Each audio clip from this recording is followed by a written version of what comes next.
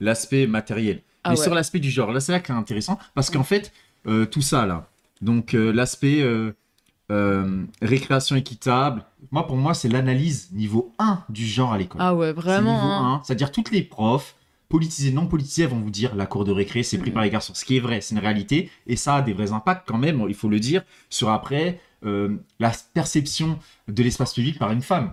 On le sait, tu vois. Et, euh, et du coup, ça a des vrais impacts. Mais en fait, euh, quand on analyse un champ, donc le champ de l'école, il faut analyser où sont les lieux de pouvoir.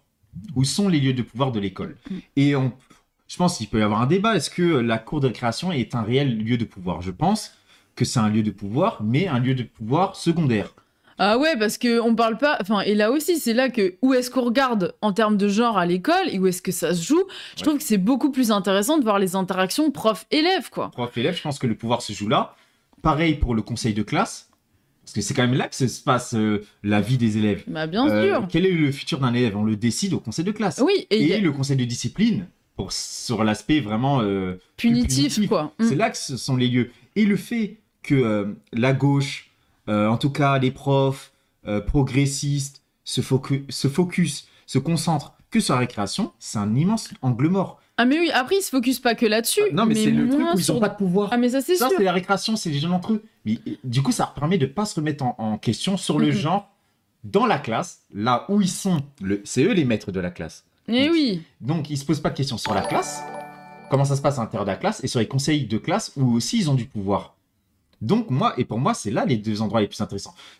Même si, je le dis encore, la cour de récré est un lieu de pouvoir, mais vraiment, sur l'école, le plus important, à mon avis, c'est la classe, le conseil de classe, le conseil de discipline. Et là, bah oui, et par exemple, il y a un rapport qui était sorti il y a quelques années qui montre que l'orientation reste très très genrée. Et en fait, on est un des pays où l'orientation est encore la plus genrée, notamment sur le numérique. On voit qu'il y a plein de pays, mais vraiment, même genre des pays qu'on dirait de loin beaucoup moins avancés sur les droits des femmes, où il y a beaucoup plus de femmes dans le numérique qu'en France. Et en France, on a un vrai problème là-dessus.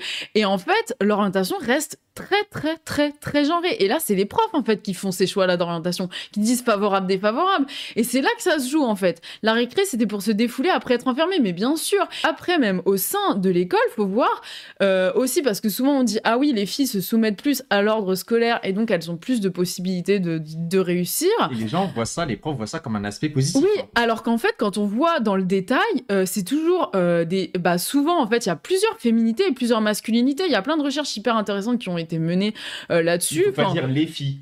Exactement, faut pas dire les filles comme faut pas dire les gars en fait, parce que quand on analyse vraiment dans les classes, par exemple, j'avais un exemple d'une fille, dès que je suis arrivée, même avant de rentrer dans la classe, il y a un prof qui m'a dit « Ah, je te mets à côté de cette fille-là, mais fais attention parce que qu'est-ce qu'elle gueule !» Et en fait, elle était juste, pas du tout dans les codes de féminité, genre dans la soumission et tout, elle parlait fort, elle traînait plus avec les gars, et elle, pour le coup, il y a plusieurs profs qui m'ont dit « Ah, elle était pas du tout plus bête que les autres, mais comme elle se collait beaucoup moins au code rebelle, etc., et ben on voyait qu'elle était beaucoup moins mise en valeur par l'institution scolaire. Et on voit justement que les filles, elles ont un rôle, genre un peu de, nous ce qu'on disait, un peu de, pas de pion, mais dans la classe, c'est elles aussi qui ont un rôle de régulation, quoi. Quand le prof voit qu'il y a trop de bruit, bah souvent c'est des filles qui disent chut, chut, chut. Et en fait, elles ont ce rôle accompagnateur, mais du coup, les profs se servent d'elles, mais en fin de compte, après, donc on pourrait dire elles sont favorisées au sein de la classe parce qu'elles sont mieux vues par le prof, parce qu'elles font un peu moins de bruit et tout, elles sont moins perturbatrices. N'empêche qu'après, quand tu vois après au conseil de classe, etc., les orientations, elles sont toujours aussi genrées et on voit des énormes gaps. Donc en réalité, les filles qui profitent de l'école, oui, mais c'est plus compliqué que ça. Surtout quelles filles? Et on voit que c'est souvent les filles avec le plus de capitaux culturels et on voit que... Et puis le plus de ressources en général et on voit que c'est quand même plus souvent et même des sur filles... leur féminité.